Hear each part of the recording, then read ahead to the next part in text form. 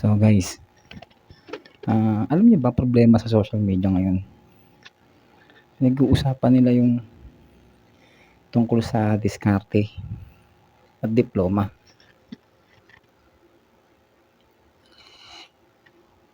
Alam mo, hindi naman mahalaga yung dalawang bagay na yun. Ang pinakamahalaga sa lahat ay meron kang kaalaman. Kasi kung wala kang kaalaman, wala din. Siya rin diskarte mo. Halimbawa, didiskarte ka. Sa construction, hindi ka marunong. Paano makikita? Hindi ka rin makapagtrabaho doon dahil wala kang alam. O inaperan ka na magtubero. O hindi mo rin alam paano gawin. So wala ka rin diskarte.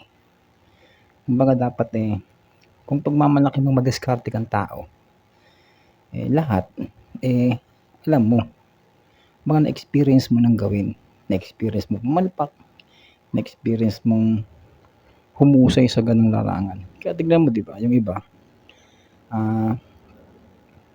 kapag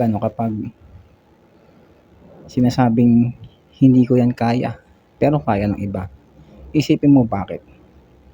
Pero pares na naman kaming tao. Diba? Pares na kayo may utak. Pero ba't hindi niya nagagawa yung ginagawa mo? At hindi mo nagagawa yung ginagawa niya? Kasi ayaw mo lang gawin. Dahil nasa isip mo, hindi mo kaya.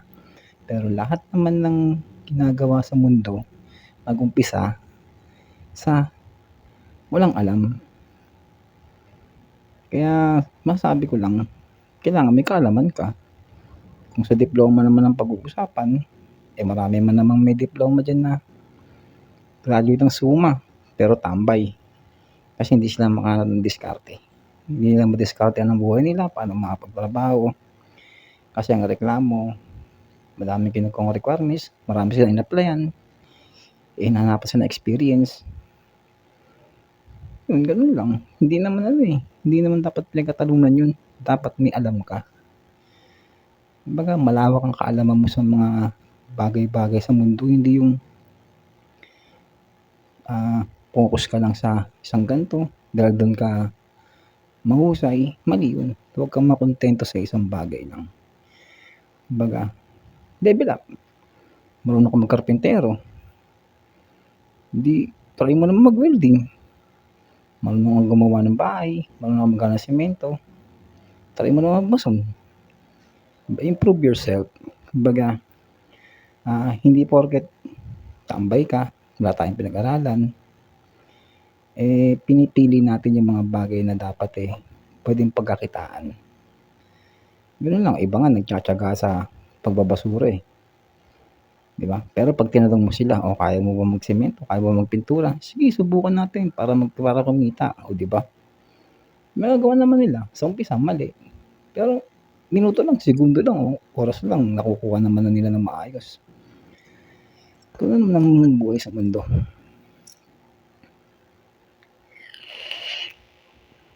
Kaya walang dapat pagtalunan. Kumbaga, hindi lahat naman ng may kaalaman din alam na rin lahat. Kumbaga, habang nabubuhay tayo, patuloy tayo nag-aaral. Patuloy nating ini-improve ang sarili natin at ang isip natin sa mga araw-araw na nangyayari sa paligid natin. Once na lumabas ka ng bahay, diba? Na kahit hindi ka man umasenso o yumaman sa ginagawa mong diskarte, o kung may diploma ka man o wala, ang importante, nabubuhay mo yung sarili mo. Napapakain mo yung dapat mo mapakain. Dahil may alam ka. Hindi ka nauubusan ng kaalaman sa mga bagay-bagay. Lahat ginagrab mo. Kaya yun lang masasabi ko tungkol sa mga issue ngayon na nababalitaan ko. Tsaka nakikita ko na sa Facebook yung tungkol sa diploma diskarte. No? Hindi mo dapat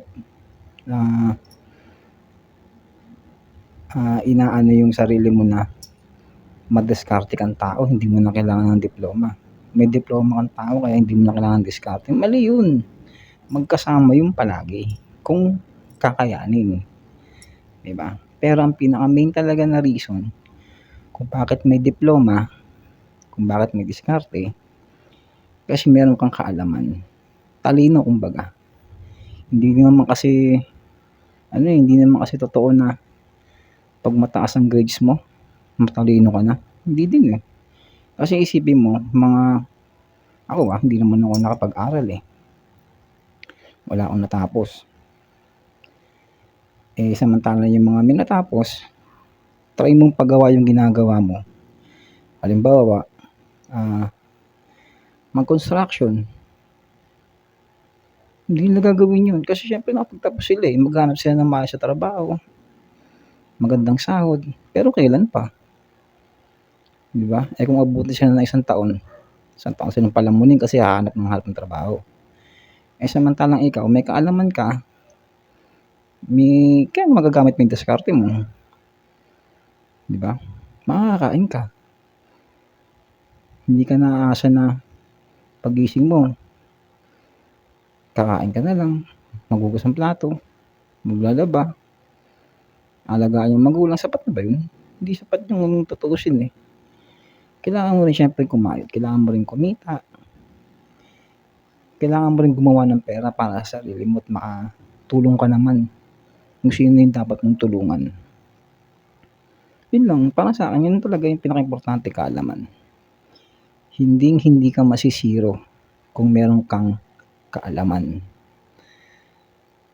At patuloy mo pang inaaral para sa mga hindi mo inaasahang pangyayari. Ganun. Yun lang. Kaya guys, huwag mong kalimutang follow yung page ko, tsaka yung YouTube channel. Subscribe naman kayo para at least may maisip din akong pwede kong i-topic sa mga susunod. Hirap mag-isip din, eh.